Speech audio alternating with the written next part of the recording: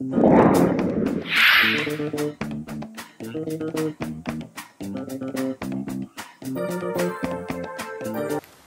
amis internautes, bonjour. L'actualité du Sénégal, comme vous le savez, cette semaine a été marquée par l'affaire Karim Wade. Karim Wade est le fils du président, l'ex-président sénégalais, Maître Abdoulaye Wade, détenu depuis pratiquement 4 ans dans le cadre de la lutte contre l'enrichissement illicite. Condamné à 6 ans de prison, il faut le rappeler. L'actualité cette semaine a été marquée par la sortie de Maître Seydou Diagne, l'un des avocats de Karim Wade, faisant savoir à l'opinion publique que Karim était français et qu'à ce titre, il s'arrogeait le droit de poursuivre l'État sénégalais devant les juridictions françaises.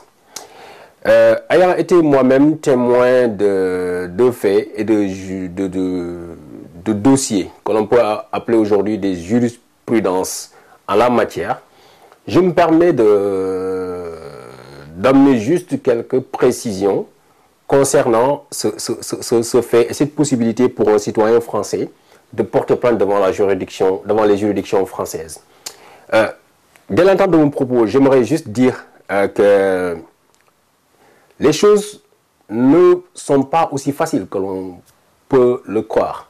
Et de mon expérience, je pourrais dire que Maître Seydou Diagne rend un très mauvais service à Karim Wade en faisant cette sortie. Sur le plan politique, c'est une bombe destructrice pour la carrière de Karim Wade. Parce qu'on ne peut pas prétendre à la candidature suprême d'un État et revenir dire aux citoyens de ce même État, aux citoyens à qui on va faire appel pour vous faire élire, que je suis un étranger à votre pays. Sur le plan politique, comme je vous l'ai dit, c'est catastrophique. Sur le plan judiciaire, contrairement à ce qu'a dit Maître Diagne, les choses ne sont pas aussi faciles que cela. 2 exemples tout simples vont me servir d'argumentaire pour mon propos. Premièrement, c'est l'une des affaires que j'ai suivies, notamment l'affaire du bateau Le Joola, dont l'arrêt est là, entre mes mains. C'est un dossier que j'ai suivi.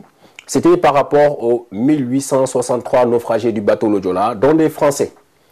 Leur famille avait porté plainte devant les juridictions françaises contre l'État du Sénégal, à la tête duquel État se trouvait le président de la République, Maître Abdoulaye Wade. Dans cette plainte qui a été déposée en France, toutes les juridictions se sont penchées sur ce dossier-là. De celui qu'on avait prénommé le petit juge, le juge qui était le juge d'instruction de Évry, qui avait poursuivi l'État du Sénégal dans son entité, jusqu'au dernier arrêt qui a été rendu dans ce dossier-là, qui est l'arrêt de la Cour de cassation. Dans cet arrêt, qu'est-ce qui s'est passé?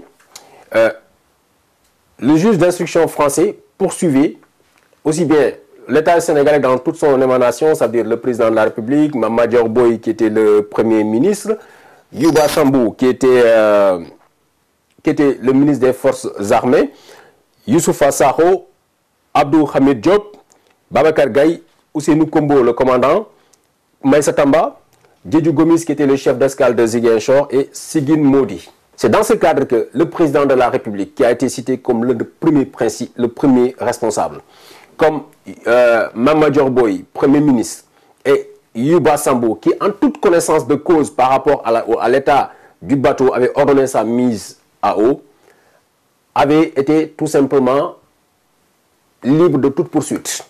Par conséquent, la Cour de cassation avait clairement stipulé que Youssoufa Sakho, Abdoul Hamid Diop, Babacar Gaye, Ousseynou Kombo, Maïssa Tamba, Gomis Diédhiou et Modi Sigine pouvaient être poursuivis devant les juridictions françaises. C'est ça dans les principes. Mais dans la pratique, personne dans ce groupe, en dehors de Gomis Diédhiou, n'a été poursuivi. Gomis Diédhiou, pour vous le rappeler, lors d'un voyage à l'étranger, avait commis l'erreur de faire escale à Paris et depuis, il a été arrêté par les autorités françaises et faisait l'objet de contrôles judiciaires aux dernières informations. Sur ce plan pénal encore, la jurisprudence Thierry Michel Atangana va me servir d'exemple. Thierry Michel Atangana, pour la petite histoire, c'est un citoyen français qui a été détenu pendant 17 ans au Cameroun. À À son retour en 2014, il avait porté plainte contre l'État camerounais pour séquestration et détention arbitraire. Lui aussi, comme Karim Wade, s'était prévalu de l'arrêt du groupe de travail, de l'avis du groupe de travail, stipulant que sa détention était arbitraire. Alors, il avait porté plainte contre des citoyens et des autorités camerounaises qu'il avait ciblées, qui auraient été responsables de sa détention. Dans cette affaire, le juge d'instruction avait clairement refusé sa constitution de partie civile. Ils sont allés devant la Cour d'appel de Paris. Même chose. Il a fallu attendre la Cour de cassation qui a demandé à ce que le juge d'instruction reprenne le dossier Thierry Michel Atangana pour qu'il soit instruit pour accepter sa constitution de partie civile. Comme on le voit, il y a une jurisprudence qui accepte la constitution de partie civile de Thierry Michel Atangana, mais tout en demandant à ce que le juge d'instruction prenne en charge ce dossier. La prise en charge de ce dossier et son instruction ne veut pas dire forcément l'arrêt des autorités camerounaises. On en est loin. Comme vous le voyez, Thierry Michel Atangana, je crois en avril prochain, il sera entendu finalement par le juge d'instruction. Il a fallu passer du cabinet du juge d'instruction au bureau de la Cour d'appel de Paris, en passant finalement par la Cour de cassation pour qu'il y ait une jurisprudence en la matière. Donc ce n'est pas facile. Encore, si on s'inspire de l'affaire du bateau Le Joola, où des ayants droit de citoyens français disparus dans ce bateau avaient porté plainte, on risque dans cette affaire Karim Wade, de ne poursuivre ni le Premier ministre, ni le Président de la République, ni le Premier ministre, encore moins le ministre de la Justice. Donc, ce qui veut dire quoi? Karim Wade, dans sa plainte, pourrait poursuivre le procureur spécial auprès de la CREI et tous les autres administratifs qu'il pourrait penser être responsables de sa détention. Ça, c'est possible, mais c'est possible simplement dans la théorie. Et dans les faits, c'est autre chose. C'est autre chose parce que cela nous ramène à l'affaire Elie Ould Val, je crois, le capitaine Elie Ould Val, qui, lors d'un séjour d'une formation militaire en France, avait été interpellé. Parce que des négro-mauritaniens avaient porté plainte contre lui. Il aurait été responsable d'actes de torture. On verra que dans cette histoire, ça a fini par un classement sans suite, le capitaine ayant rejoint la Mauritanie depuis lors.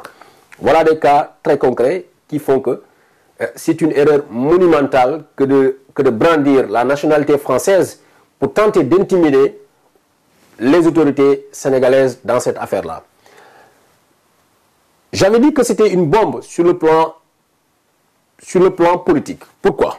Pour qui connaît l'histoire du Sénégal, où les gens sont friands de leur indépendance, où les gens font tout où les gens crient partout leur indépendance.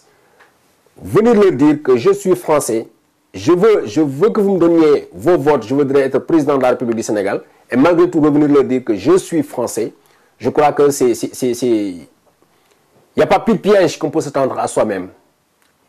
Maître Sédou Diagne a rendu un très mauvais service à Karim Wade. La France, c'est très clair, n'extrade pas ses nationaux. Comme le Sénégal, tout dernièrement avec l'affaire Lamine Diack, a dit qu'il n'extraderait jamais le fils Diack impliqué dans une affaire de corruption.